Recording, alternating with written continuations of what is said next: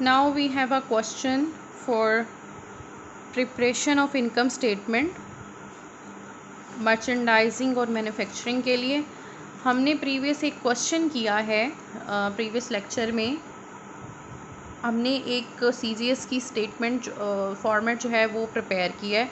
उसमें रिक्वायरमेंट में 2 रिक्वायरमेंट्स थी, प्रिपेयर CGS और इनकम स्टेटमेंट। ठीक है, हमारी कंपनी जो है वो आपने देखी है कि जी ये वाली आपकी कंपनी है, ABC कॉरपोरेशन की कंपनी है। ठीक है, आपने इसका स्केड्यूल बनाया कॉस्ट ऑफ गुड्स सोल्ड का। ठीक है, इसमें आपके पास ये सारी चीज़ें गिवन थी, selling expenses, raw material, utilities वगैरह, इनडायरेक्ट लेबर, सारी चीज़ें, सेल्स भी मौजूद था, working process, this and that, everything यहाँ पे मौजूद है। अब ये देखना है कि कौन सी इनकम स्टेटमेंट आपकी बन रही है। ठीक है, यहाँ पे सारी फिनिश गुड्स भी है, मटेरियल्स वगैरह सब कुछ भी है। इट मीन्स कि यहाँ मर्चेंडाइजिंग वाला कोई आपके पास अमाउंट नहीं है, हेडर नहीं है। आपके पास यहाँ पर जो स्टेटमेंट प्रिपेयर करनी है वो आपने मैन्युफैक्चरिंग स्टेटमेंट की प्रिपेयर करनी है, क्योंकि आपका सामान तैयार करने वाली ही ये कंपनी है। ठीक है, अब मूव करते हैं। हमने इसमें क्या करना है, सिंपल सी बात है, जिस भी कंपनी का पहले आप ड्रॉ करना चाहते हैं, कोई भी आपकी कंपनी है, मेरी कंपनी है ABC। ठीक है, उसका मैंने यहाँ पे नाम लिख देना है कॉरपोरेशन। अब मैं बनाने क्या जा रही हूँ जी, इनकम स्टेटमेंट। ठीक है, आप लिख सकते हैं कि कौन सी है जी, मैन्युफैक्चरिंग की आप कर लें। ठीक है, और किस साल की, कोई साल का टाइम पीरियड भी तो है ना, फॉर दी ईयर एंडेड। ठीक है, December 31st, राइट। ये चीज़ें हो गई हमारे पास। अब स्टार्ट हमने कहाँ से लेना है, सेम वही आप फॉर्मेट को देखेंगे। सबसे पहले आपकी सेल्स आएंगी। ठीक है, सेल्स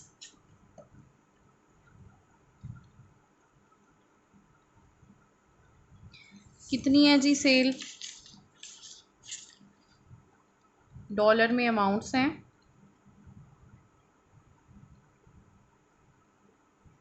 ठीक है, ये आपकी जी सेल्स आ गई। उसके बाद अब सेल्स में ख़त्म, अब CGS की आपने बात करनी है। ठीक है, कॉस्ट ऑफ गुड्स सोल्ड। ठीक, कॉस्ट ऑफ गुड्स सोल्ड ये मैन्युफैक्चरिंग की है, तो आपने मैन्युफैक्चरिंग वाला आपने सिलसिला करना है। जैसे हमने यहाँ पे कॉस्ट ऑफ गुड्स सोल्ड की जितनी चीज़ें लिखी थी, वो कौन सी आपने कॉस्ट ऑफ गुड्स सोल्ड की चीज़ें लिखी हैं, वो जो चीज़ें आपने कॉस्ट ऑफ गुड्स सोल्ड की लिखी हैं वो यहाँ पे आपके शो हो रही हैं। इधर क्या शो हो रहा है कॉस्ट ऑफ गुड्स सोल्ड में,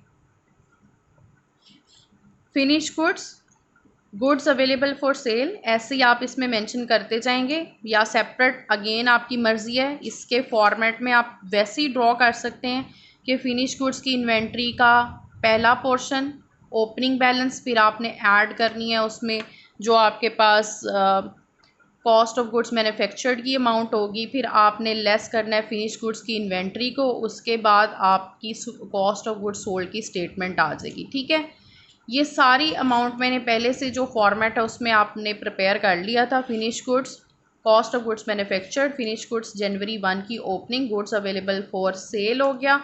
उसके बाद फिनिश गुड्स December 31 की और कॉस्ट ऑफ गुड्स सोल्ड की आपके पास स्टेटमेंट आ गई। ये आपने इसकी अमाउंट यहाँ पे मेंशन कर देनी है। ठीक है, कॉस्ट ऑफ गुड्स सोल्ड की यहाँ इसी के मैं नीचे यहाँ पे मेंशन कर रही हूँ। ठीक है जी, ये हमारे पास यहाँ पे स्टेटमेंट आ गई। इसको आप जब इसमें से लेस करेंगे तो आपके पास ये अमाउंट आ जाएगी। ठीक है, ये अमाउंट क्या बन गई मेरी, ग्रॉस मार्जिन। ठीक है, ये अमाउंट मेरी क्या बन जाती है, ग्रॉस मार्जिन। अब बारी आ जाती है सेलिंग और एडमिनिस्ट्रेटिव एक्सपेंसेस की। यहाँ पे मेरे आ गए जी सेलिंग एक्सपेंसेस और एडमिन एक्सपेंसेस। ठीक है, अब ये मैंने देख लेने हैं ये रहे मेरे एडमिनिस्ट्रेटिव एक्सपेंसेस। और उसके अलावा मेरे और कौन से एक्सपेंसेस हैं जी?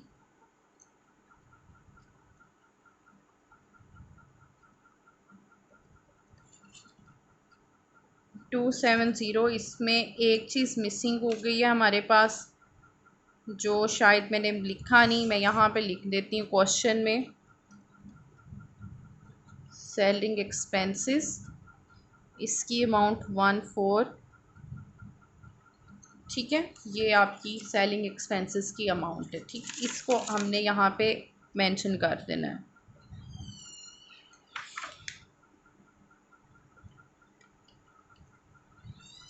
और उसके बाद एडमिनिस्ट्रेटिव की अमाउंट,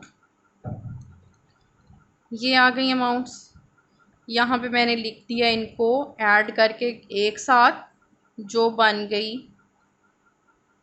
410,000। ठीक है, अब यहाँ से जो मैं अपनी अमाउंट लेस करूँगी, तो अमाउंट लेस करने के बाद मेरे पास आ जाएगी 390। ठीक जी, ये हो गया मेरा नेट ऑपरेटिंग इनकम या प्रॉफिट। बस इतनी सी स्टेटमेंट थी हमारी। सिर्फ हमने इसमें ये देखना है कि मैन्युफैक्चरिंग की कौन सी है, मर्चेंडाइजिंग की कौन सी, कहाँ कॉस्ट ऑफ गुड्स यूज़ होनी है, कहाँ फिनिश गुड्स। ठीक है जी।